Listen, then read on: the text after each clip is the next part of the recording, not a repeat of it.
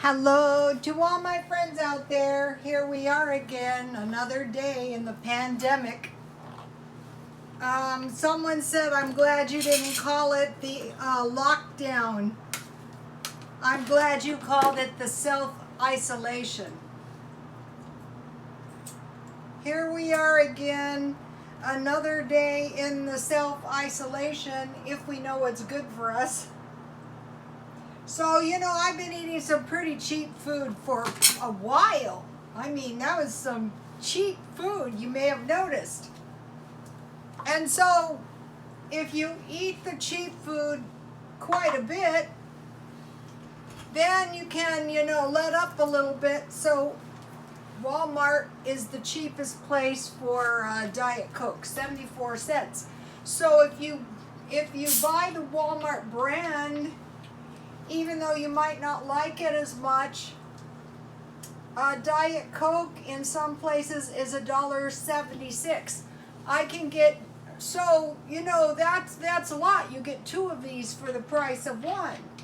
Is it as good? No, it is not. But it might be the prudent thing to do.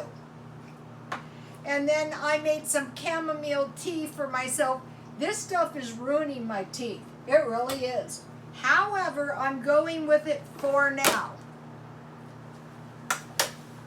This is no time to be torturing yourself too much. So I'm trying to eat 1/2 lemon per day. So, now, what did I make? Well, I made myself a tasty chicken dinner. Cornflake chicken, yummy. This stuff is delicious. And I made myself some sweet potatoes, baked. I tried to stockpile sweet. You don't want to be running out of sweet potatoes, and rice, if you can avoid it. What the rice is good for is if you should run out of potatoes and sweet potatoes, then you've got your rice. So let me show you this cornflake chicken. Take a look at this. These are Walmart chicken tenderloins. And so I have always breaded my chicken with flour and baked it in margarine, but I baked this chicken in oil. Just, this is good. Yummy. Take a look at this, you guys. It's Friday night. We can't go out. It's not smart. I mean, if you knew a trustworthy restaurant, owned by a trustworthy person, right now, if I was willing to do hair, I could go to people's houses and cut their hair, I guarantee you. Because they know I'm not stupid enough to infect them. But are they stupid enough not to infect me? That we do not know. I heard, I think it was Sigfield and Roy died of the coronavirus. This is not good. Okay, so I have a really good way to eat the sweet potatoes. I learned this from the followers. Thank you, whoever you were. It's sweet potatoes or yams. What I do is I got these at 99 cents only, and I bought the small ones because they bake faster. That's not very much. I don't call that a sufficient amount, but that's just how much I have now. And so, okay, I want to put a little margarine on my sweet potatoes. And then what is really, really good is chipotle hot sauce on your sweet potatoes. And then to go with my chicken, I could have made honey mustard sauce, but I wanted to be really, really thrifty and conserve my honey. So then I want to make myself a little salad. I actually really, really like this salad. I made a really good burrito today. You can go on my Twitter and see it if you want to see the burrito I made. And on the side I made one of these salads. It was lettuce, and it was tomatoes, and it was some Parmesan cheese, quite a bit. So, you know, just because we're cooped up in the house, you know, we still have to eat. And we have some balsamic vinegar to get some vinegar or acidic food in our diet. And some salt and pepper. I didn't bring the salt over. And then here is my homemade bread that I made yesterday. Now this is one of my better ones. What I did is I activated my yeast and I put a small potato in there, and then I ground my potato up in my bread, and it's very delicious. So if you want to think about it this way, if you have bread and butter in your meal, this is margarine, but say if it was butter, that is adding a little good fat in your food. So you might be going, well, yeah, you are going to get fat. Yeah, but if you get nutrient deficiency, it's going to be very bad. So you don't want to do that. That's not a good idea. A lot of people don't have enough food. Well, we're going to discuss that in a minute. A lot of people in America, a lot of children. It's very, very bad. So I have some barbecue sauce, and you'll notice my barbecue sauce, I made a special point.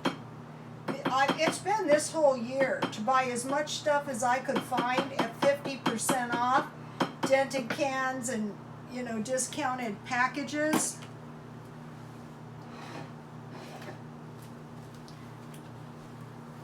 So this is a cheap meal, but it's a good tasty meal. It's not expensive. I guess it should go this way.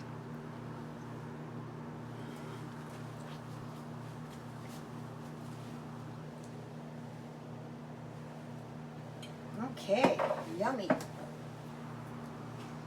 A lot of people have said all my life I was lucky. Well, I was lucky after I made that bread yesterday. I was like the little red hen, huh? All right, now what I did is I used this recipe, and something occurred to me. What I did is I used, you know, my chicken tenderloins from Walmart, and I just used a whole egg. I didn't use egg whites, and I used a tablespoon of honey, and then I had crushed cornflakes, and I sprinkled my chicken with garlic powder and pepper. And then I baked 350. I didn't bake 450. While I bake my sweet potatoes or yams. And this is really cheap, and kids would like this. Okay, so one of the things that was kind of low was oatmeal, but these were $1. And this is a lot of cereal. Let me see. It is 13 servings. So cornflakes and milk is a complete protein. This is pretty good. You know, I bagged them up so they won't go stale on me. Normally I keep them in the freezer, but this time I didn't because, you know, I have no room in my freezer. I packed my freezer full of bacon, ends, chicken, and cheap hamburger from Kroger's that was part soy. So one of the followers told me that they had yeast at Sprouts. So I'm kind of new to this area, so I drove down to the Sprouts, and it wasn't a Sprouts, it was a Smart and Final. So I thought, well, I'll check, and they had 4 of these yeasts. 2 of these last me for a year, so I bought all they had. It was $15. So now I don't have to go through that, go through making the starter. But I still have flour and yeast, I mixed up 2 cups flour with a half a tablespoon yeast, and I wrote out instructions for you guys on the last video, and so I can make 8 loaves of bread with a half a tablespoon of yeast, or I could use pizza dough. So, you know, what we want to do is when we find something, we want to address it right now. And so what we want to do is we want to stockpile food in case a famine comes. And so you might be thinking, wow, you know, you are really an alarmist. Well, that's okay, because if no famine comes, then, you know, I'll just be eating my stockpile down that I've been buying since the first of the year. So there has been shortages on flour, bad news, no bread. Yeast, bad news. Eggs, bad news. You want to buy 60 eggs, and we'll get into that in a minute. Meat, not good. I would suggest buying cheap meat. That's what I do. I'm living just fine on my chicken tenders. I like them. I think these might be cheaper than the legs. I do have legs up there, though.